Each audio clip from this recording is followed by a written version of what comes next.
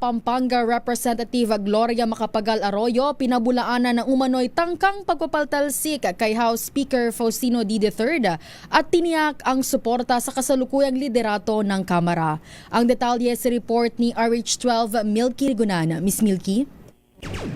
Rina at Ray, maring itinanggi ni dating Pangulo at gayon ay Pampanga Representative Gloria Macapagal Arroyo ang umano'y tangkang pagpapatalsik kay House Speaker Faustino D. III.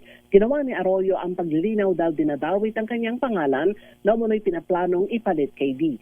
Sa statement sa kanyang Facebook page, sinabi ni Arroyo na nanatiling buo ang kanyang suporta sa liderato ni Speaker D. Ayon kay Arroyo, kaibigan niya ang pamilya D, lalo na ang yumaong ama nito na si Faustino D. Sr. na nagsilbing gobernador ng Isabela. Bukod dito, iba't ibang political party na rin ang nag-issue ng statement of support sa liderato ni D bilang House Speaker ng 20th Congress. Una rin ang umaapela si House Majority Leader Sandro Marcos sa mga kapwa mambabatas na ngayon ang panahon ng kooperasyon sa liderato ng Kamara at tulungan ang gobyerno na humanap ng mga paraan para maibsan ang nararanasang oil price crisis sa bansa. Ako si Milky Gunan nagulat para sa DZRH, una sa Pilipinas, una sa Pilipino.